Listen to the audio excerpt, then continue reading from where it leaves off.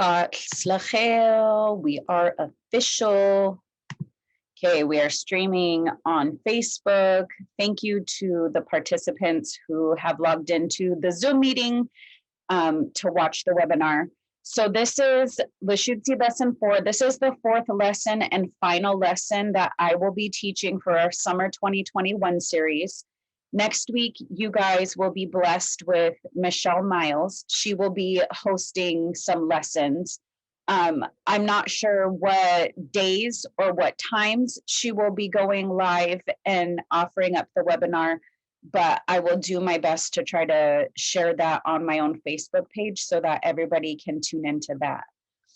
All right, so it's our 4th day. You guys know me by now, so I don't need to do my intro. I want to thank you guys for sticking through this and attending these short lessons. One of the things that you may have heard me say at the beginning of the webinar is dxʷləšucid. dxʷləšucid.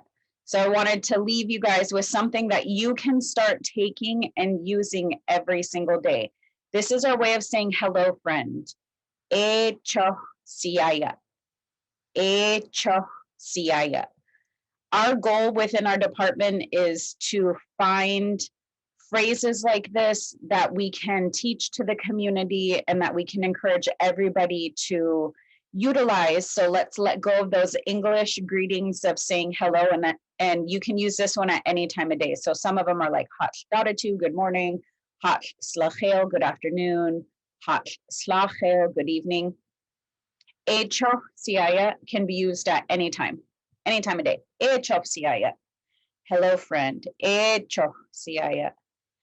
So as a review of what we went over this week, we were talking about place names, naming our local tribes within this territory and having a better understanding of the way that our ancestors viewed the world around us. So looking at this traditional map, north, south, east, west, it's the traditional, not traditional, this is the westernized way of us viewing a map and viewing the world. Traditionally, this is how we view the land around us.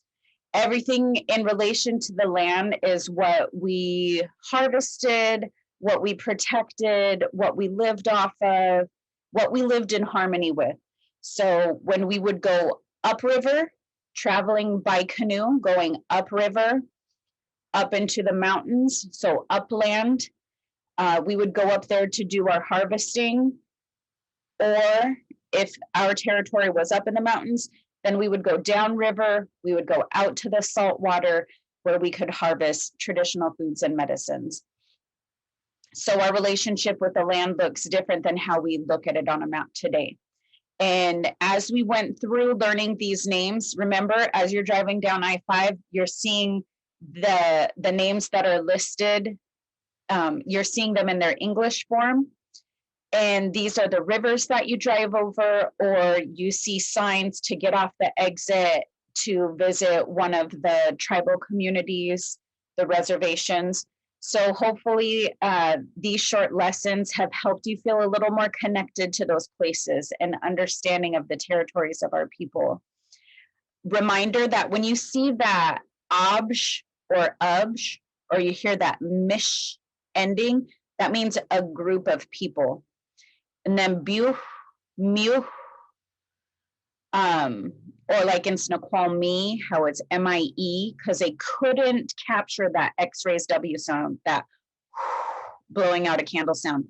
That's a group of living beings. So it's not necessarily just related to humans or people. It's a group of living beings, which all living beings were important to us. So we moved on, this isn't cooperating, and we went through all of our place names. So all of these territories. And our little review on the location, the Tulalip Reservation, name of the location, named after the bay, Tulalip. Tulalip. Tulalip. Do, directional term, to and towards. Lil, far. Up, bottom. And this is in reference to when you're traveling into Tulalip Bay. If it's high tide and you're not aware that you have to go far towards the bottom of the sandbar in order to enter into the bay, then you're going to run yourself aground right there on the sandbar. Tulalip. Tulalip. And then we went into looking at Swayok, learning about Swayok.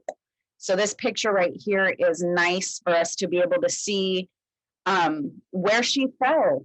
So what happened? How did she get here? And the reminder that this story has been passed on for many generations.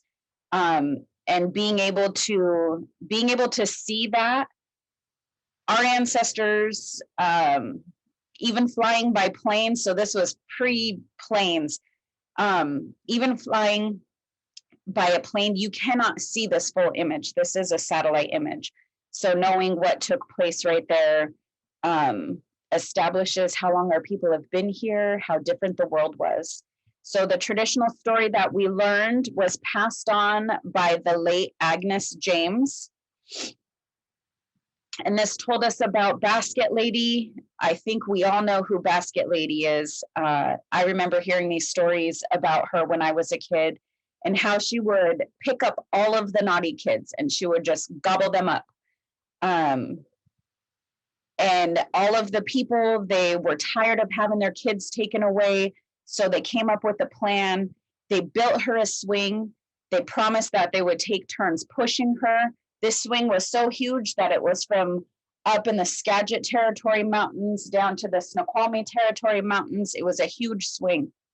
And everybody would take turns. They would push her on the swing, and they would feed her all of the best foods that were available. And she got tired of it. She missed that taste of the children. So one by one, when nobody was paying attention, she would start to gobble them up. The people found out what happened. They tried to come up with a plan, and little Mouse had a plan. Mouse was able to nibble on the rope of each side of the swing and then travel to the other side, nibble on the rope. And eventually the rope broke. She flew way high up in the air over the salt water and smack down to where we see her today, in between Whidbey Island and Camino Island. And her basket is what created Skagit Bay. So being able to look at the land, this is something that I have never been able to unsee. As soon as I learned about Basket Lady's fall, Basket Lady's swing, I can't look at the map without seeing her and without thinking of that traditional story. So the way I wanted to go through the review today, to review these words, is I wanted to be able to show them side by side. So we went through all of the tribe names as we see them today, and how they were documented at contact, which influenced how they were written in English, and then being able to give you guys some of those root words so you have a better understanding of why the tribes were named that way. Now, not all of them show up in our Lushootseed dictionary under the root words. Sorry, I was going to show you guys my dictionary. Well-loved dictionary. It is falling apart. But some of these words, you can look up the root words in the dictionary and get a better understanding of the meanings. And also making note that we chose to teach the names of the tribes that influenced how they were written in English. So some of our tribes, they have different tribal names that they use.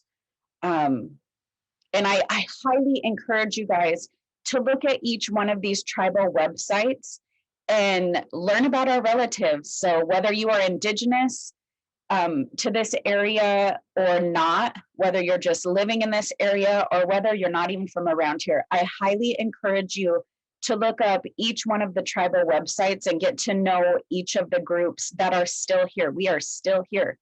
So let's start with Skagit. Skagit was pronounced Skagit. Skajit. And we learned about that Q, that we call it the Indian K. That Q sound comes from way back here. And that sound has to travel out your mouth. So it sounds airy. It's an airy sound. Skajit. Skajit. That's the name of the tribe, and the way that it's written in English, Skagit. Skagit. They use a K because they couldn't understand the difference between the Indian K and a regular K sound. Next one we have is our relatives, Sa-biu. Sa-biu. And this is one that helps us understand that glottal stop, that pause in between a word. Sa-biu. Sa-biu. At time of contact, you would have heard sa-miu. Sa-miu. And right along with them, soyak-biu. Soyak-biu. At time of contact, you would have heard soyak-miu. Soyak-miu. These are our Sak-Suado relatives. Sak-Suado. Sak-biu, soyak-biu. For soyak-biu, you can find the root of the name, yak, yak, to dip out water. Yak, soyak-biu. And this is a good example of how those biu endings were dropped off. Sak-Suado, sak-biu, soyak-biu. So when they were documented in English, they just dropped that off. Next one, our relatives, Swadubsh, Swadubsh. At time of contact, Swanumsh, Swanumsh. So our Swinomish relatives.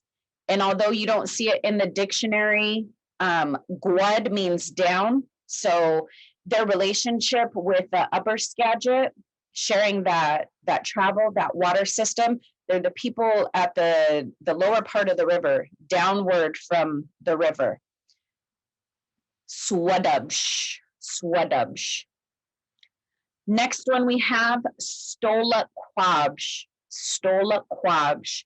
At time of contact, they would have been called Stolagwamsh, Stolagwamsh. That is our Stillaguamish relatives. The root word for their name, Stolak, Stolak, river. The people of the river, Stolaquabsh. And they still celebrate the festival of the river. I love going up there, head on up there next time they have the festival of the river. Next one is Sdohobsh, Sdohobsh, Sdohobsh. At time of contact, it would have been Snohomsh, Snohomsh. And that's why you see it documented as Snohomish, Snohomish. And it doesn't have it connected in the dictionary, but Sdohobsh, the way that it's been passed down is that it comes from Stobsh, man. Sdohobsh means many men. Sdohobsh. Next one, we have our relatives, Sdoqualbiu. Sdoqualbiu. Sdoqualbiu. At time of contact, you would have heard Snoqualmiu. Snoqualmiu, which helps show how it was documented, Snoqualmie, Snoqualmie. That me ending is because they just couldn't capture this X-raised W. They could not capture it. Snoqualmie. The root word where you can find Sdoqualbiu in the dictionary is under Doquold, to change or transform. The transformation people. I've also heard that they are the moon people. So I highly recommend that you look into their website. I visited it this morning, didn't find either of those, even though I've seen it in the past. So always do your research. Next is our relatives, Doh-Dowabsh. Doh-Dowabsh. Doh-Dowabsh. At time of contact, looks like this was right when the sound change was happening, because you're seeing D's and M's, which is very rare. Doh-Dowamsh, Doh-Dowamsh, which is why we hear today Dowamish, Dowamish. This comes from the root word duck, which means inside. So these are the people inside the bay. So this refers to our relatives that occupied what is now called Seattle, our Duwamish relatives, Duwabsh. Next, we have Buckleshoot. Buckleshoot. At time of contact, you would have heard Muckleshoot. Muckleshoot. This is another unique ending, that barred L, a slurred L.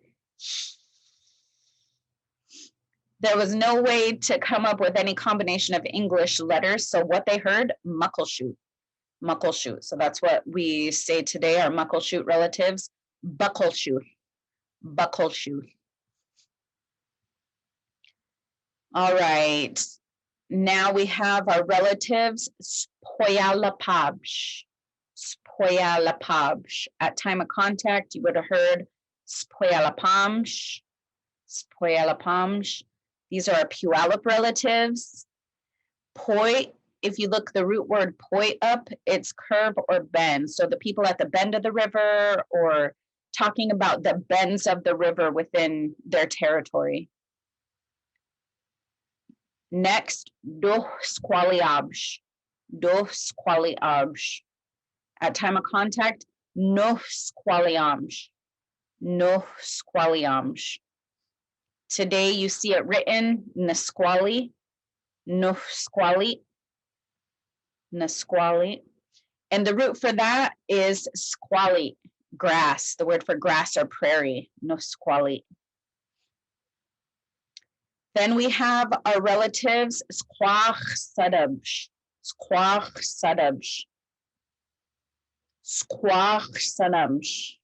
Squach Sanamsh. Squaxon. Squaxon. And on their website, they are the people of the water. So some of these, like when I have this in parentheses, that's because some of these didn't really have the root connected in there. But when you visit their website, then they're letting you know what their name means. So these are the people of the water. And finally, our relatives, Sokwabsh. Sokwabsh. At time of contact, you would have heard Sokwamsh. Sokwamsh. Sokwamsh. These are our Suquamish relatives, people of the clear salt water. Sokwamsh. So let's look at this right here. When we look at, like I can imagine, looking at all of these written in Lushootseed is overwhelming, but I do want to go over a couple different things that you'll notice as more of these classes come up and as you guys see the written form. This is an oral language. Our language was an oral language that survived thousands of years being passed down through oral history. It wasn't until the 60s and 70s that it became a written form. And the International Phonetic Alphabet is what we utilize for our language. So these little raised W's, anytime you see that raised W, you're going to round your lips. Sa, bu. Soyat, bu. Stola, quabsh. Sto, qualbu. Do, dawabsh. Let's go. Do, squaliabsh. So quabsh. So that raised W, you're going to round your lips in combination with that sound. Then you'll notice that we have these forced sounds, these glottalized sounds. So this Q, we talked about the Q coming from back here. Skajit. Now we have the Q in combination with a raised W. So we're going to round our lips. The sound's coming from back here. And this little apostrophe means you're going to force that sound out. So wabsh, so wabsh. So that sound's coming from way back here. All right, one more time going through these. Skajit, skajit, sakbu, sakbu, soyatbu, soyatbu, swadabsh, Swadubsh, Stolaquabsh, Stolaquabsh, Sdohobsh, Sdohobsh, Sdoqualbu, Sdoqualbu, Dohdawabsh, Dohdawabsh, Buckholshuth, Buckholshuth, Spoyalapabsh, Spoyalapabsh, Dohsqualiabsh, Dohsqualiabsh, Squach Sadabsh, Squach Sadabsh, Soquabsh, Soquabsh. All right, and then to end this, it's been nice being able to spend this week with you guys going over these short lessons. I hope you guys enjoyed them. And I hope that as you take those travels down I-5 and you look at those words, you're more connected to the land and territory of each of our ancestral groups. We're going to end this by learning how to do a departure. So our greeting, Echofsiaya, Echofsiaya. Hello, friend. Now we're going to do departures. Hoit siaya, Hoit siaya. This is our way of saying goodbye, friend. It really comes from by saying I'm finished, I'm done with talking. We don't really have a goodbye. Hoit siaya, Hoit siaya. So we got that abrupt stop right there. Hoit, Hoit siaya. And this one's a mouthful. Techechdebu. Techechdebu. Take care. Techechdebu. So I've taken up enough of your guys' time. I hope you enjoyed this short lesson. I'm going to finish this off by saying Hoitsiaya, Hoitsiaya, Techechdebu. Techechdebu. Goodbye, friend. Take care. Please keep an eye out for announcements for next week's lessons with Michelle Miles. Hoitsiaya, Techechdebu.